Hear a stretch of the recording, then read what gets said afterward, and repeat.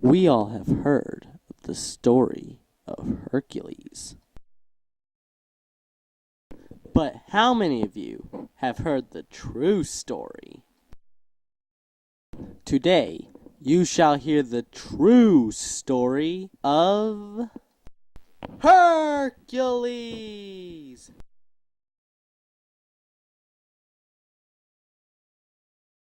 It all started when Zeus was looking for a girl to make love to. He eventually saw a young woman named Alcmene, whose husband was away. So they went inside the house, and you can guess what happened next. The only problem was that Hera, Zeus's wife, didn't like this.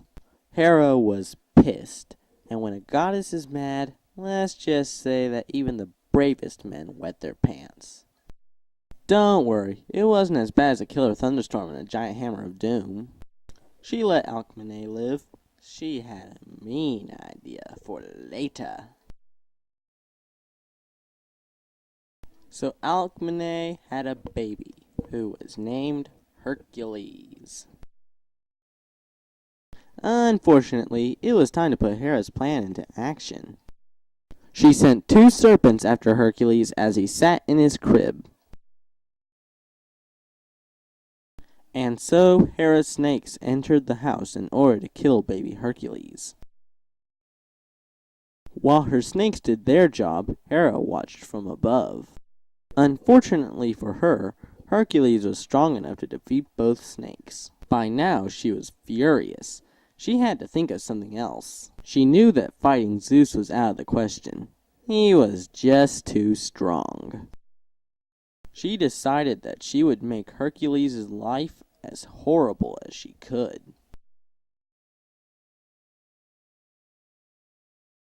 Hercules grew up and became a great warrior.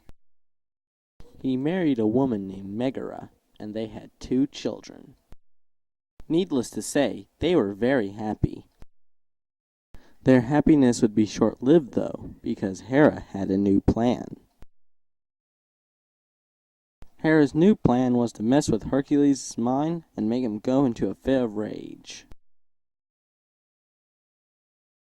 In a fit of rage, Hercules attacked his family. The attack was so gruesome that we couldn't show it in this movie. When Hercules came to, he found out that he killed his family. Hercules was filled with grief. He decided to ask Apollo what he should do. Apollo told him that he was to go to the city of Tiryns to do whatever Eurystheus, the king of Tiryns, asked. Hercules knew that this would be tough, but Apollo told him that if Hercules did this task, he would become a god. So Hercules went to Eurystheus and told him about what happened. So Eurystheus told Hercules that he was to do 10 labors for him. Hercules agreed to do these tasks for the king.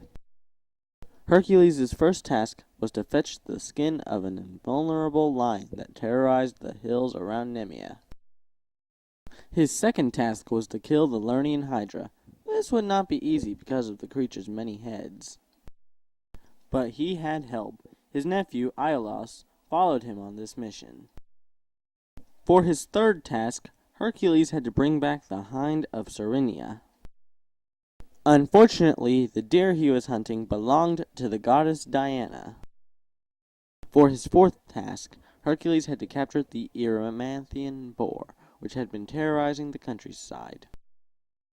For his fifth task, Hercules had to clean the Augean stables. For his sixth task, Hercules had to drive away an enormous flock of birds near the town of Stymphalos. For the seventh task, he had to wrestle with the Cretan bull. For his eighth task, Hercules had to capture the man-eating horses of Diomedes. For his ninth task, Hercules had to retrieve Hippolyte's belt. Hippolyte was the queen of the Amazons. The Amazons weren't too happy to hear that Hercules took her belt.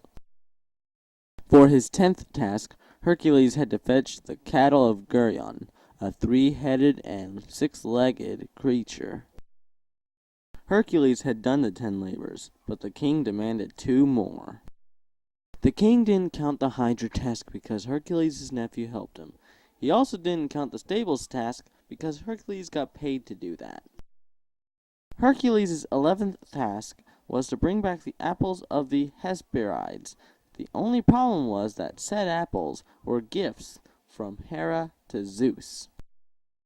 For his final and most dangerous task, Hercules had to kidnap the ferocious Cerberus, the guardian of the underworld.